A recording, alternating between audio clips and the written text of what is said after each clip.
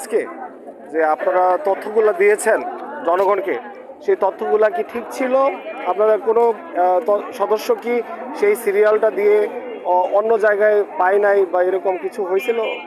না, আমাদের এখানে হয় না এরকম কিছু, তবে একটু এলোপাতিলে হয়েছে। বাট যেমন ওই যে আগে যেরকম ভোট দিতে আসিয়া সঠিকভাবে নাম্বার দিছে হয়ে গেছে, এখন এই জিনিসটা মিলাতে সাধারণভাবে খুব কষ্ট। আচ্ছা, সমস্যাটা তাহলে কোন জায়গায়? আমি মনে করি যে সমস্যাটা হলো নির্বাচন কমিশন যে সিরিয়ালটা দিছে, এইটা যদি আপনার ক্রমিক নম্বরটা বজায় থাকতো তাহলে হয়তো কি যে এই সিরিয়ালের সাথে ওই সফটওয়্যার সিরিয়ালটা মিলতো। তাহলে এই যে সিরিয়ালটা তারা ক্রমিক নম্বর ঠিক দেয় না, এর জন্যই তো আপনার সর্টিং আউট করতে সমস্যা হচ্ছিল একটা, এই কারণে আপনার কিছু সদস্য হয়রান হয়েছে।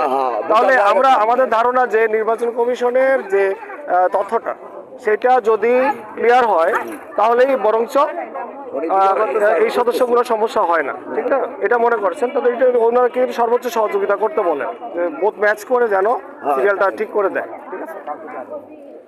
আরে ভুক্তভোগী কে ছিলেন জানি? ভুক্তভোগী কেউ ছিলেন? ওই যে উনি ওই যে মহিলা যে চলে গেল, ও আচ্ছা।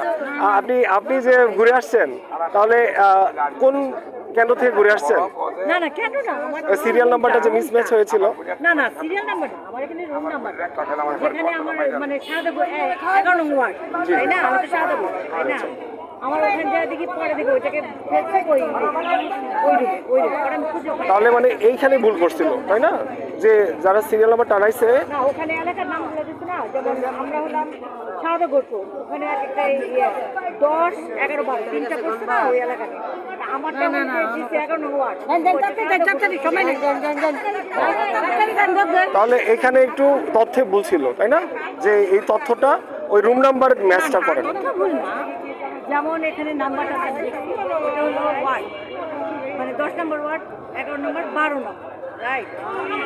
তো আমাদেরকে পরে বললো যে আপনাদেরটা ওখানে শাহাদাপুর ওখানে, তো পরে ওখানে রুম নাম্বারটা এমনি কোনো সমস্যা নেই।